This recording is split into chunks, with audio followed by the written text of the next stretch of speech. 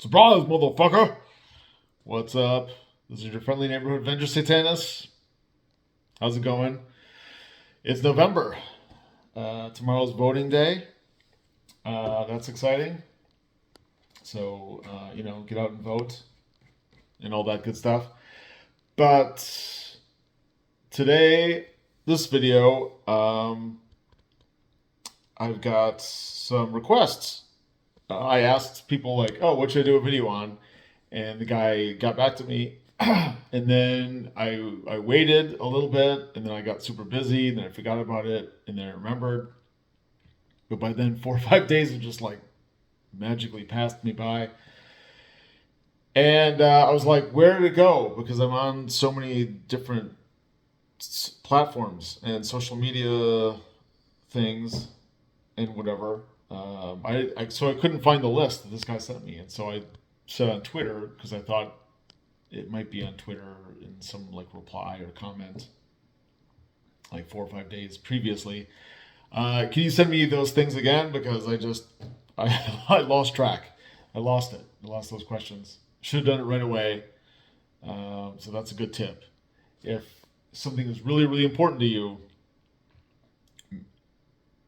if all possible, make time to do something, even if it's to put a pin in it right away. Like if I get an idea and it's a red hot idea that I'm like, oh man, this is awesome.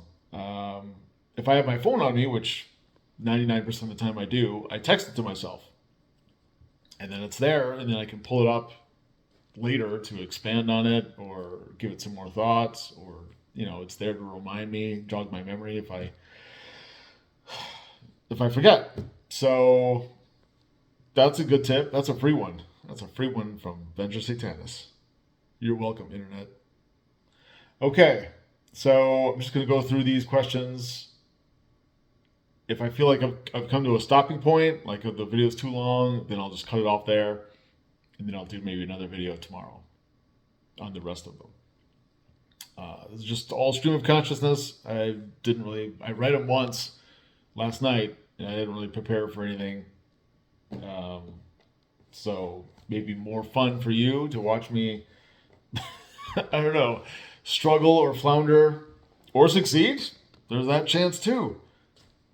But yeah, you're getting the full, undiluted, unadulterated Venger Satanis straight from his mind bong. Okay, without further ado, let us begin. Mechanics you dropped or just have never liked. So many. It would probably be easier to say what mechanics I do like. Maybe. Because I just don't want anything interfering with the best parts of the game. And for me, the best parts of the game are when the players are engaged and immersed in the world and the campaign setting and the adventure. They're just generally immersed in the experience. And they want to, they're creating the story. My ideal stuff is part like scripted adventure and part sandbox, where I have several things going on and that the PCs can interact with. But it's really up to them how they want to interact and where they want to interact and when and why. So the players really drive the story of the game. But for me, it is a lot about the story being created in the moment, then and there. And any kind of mechanic or rule that gets in the way of that, I just feel like, unless it's absolutely necessary, I just cut it out. That's why something like Crimson Dragon Slayer D20, and now also Encounter Critical 3, which is going to be out in January. Those rule sets, if you don't if you're not talking about like appendix stuff and you're not talking about like an introductory adventure, just the rules itself of like how to play and character creation and whatnot. That's like, I don't know, 10, maybe 10 pages, maybe 15 if you add in like a bunch of spells and stuff like that, versus role playing games that are much longer. Anywhere from like 60, 120 pages, 300 pages. One of those giant, like, multi volume books. They're like 1,000 pages. I don't know. I don't know if the rip off of Warhammer Fantasy, whatever that's called, Glockenspiel or whatever. I don't know how long that is, but that's probably like the antithesis of my style and approach. So I only keep what's absolutely necessary. Pretty much everything else that you can think of, I eschew. Is that, I don't know, did I say that right? I get rid of, or I just do without. Okay. Other games you're interested in but know nothing about. From a purely curiosity aspect, I am interested in other games, but generally speaking, not interested enough to find like a group playing that. It would be easier if I just uh, signed up for a convention game, I guess. I'm so busy playing running my own games, and even then, the motivation is not there. Maybe I'll watch. I could always watch like an actual play, even though those are really usually dry and I don't know, not that interesting. But I did watch a couple of those when I was really intrigued by Fiasco. There are things about Fiasco that I like. I remember way back years ago watching that Will Wheaton um, episode, tabletop something, and where they did a whole. I think it was a two-part um, episode or whatever on Fiasco. And I was really intrigued by that then, and then years later, I was like, I wanted to sort of dig deeper into that aspect of gaming, and so I bought the book and I watched the video again, and then I listened to a couple other podcast type episodes, or maybe it was more like actual play episodes of people playing Fiasco to sort of get a better idea of like what it's like in the wild, like in a normal setting. Obviously, I'm not gonna like creep up behind some group somewhere in America playing Fiasco. So this seemed like the closest thing to like being a fly in the wall and try to get a grasp of what the game is like from the inside. And my games, I think the games that I run now, like the rules light, Chalt type sessions, are probably a little bit more like Fiasco than the rules heavy game. Games like AD&D or something like that. Just because, as I said before, I am all about immersing myself and the players in like a fantasy or science fantasy, pulp, sword and sorcery, laser, starship type type story or narrative. That's what I'm trying to do. I'm trying to like create a story that we're all experiencing and living in and a part of and creating, and latching onto that are several like game aspects. um, People love stories. I mean, that's why there's television and movies and comic books and the theater and, you know, artwork even. That tells a story some of the time. And people also love games. Look at all the games there are in the world, different types of games. And role playing games, combine both of those.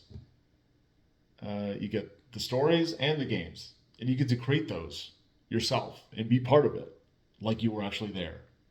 That's where the immersion comes from and comes in, and that's all fantastic, and that's why I've really devoted most of my life to role playing games. But okay, so kind of answered that and a whole lot more. And other games that I'm trying to think of.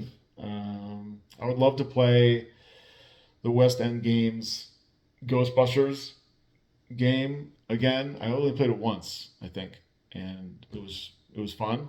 So I would definitely play it again. I like the mechanics. I like D6 dice pools. So I would also love to play the West End Games Star Wars game. Paranoia, that too, would be a lot of fun. Games that I have nostalgia for, and then I also thought were really cool back in the day. Something like Amber, diceless role playing game. I've never played that. I've run it several times back in the 90s. Toon, stuff like that.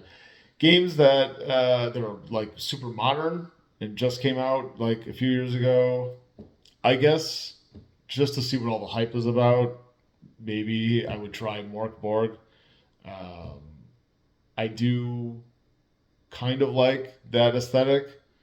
I'm not really huge into like black or death metal. Back when I was growing up, I listened to a lot of what I would just generally class as heavy metal. Everything from Def Leppard to Slayer, Metallica, Judas Priest, Black Sabbath, Ozzy Osbourne.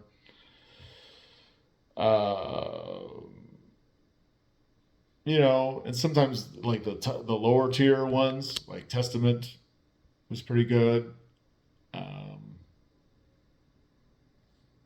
Anthrax, I listen to quite a bit of stuff like hard rock and heavy metal and things like that, but never really got super deep into the sub niches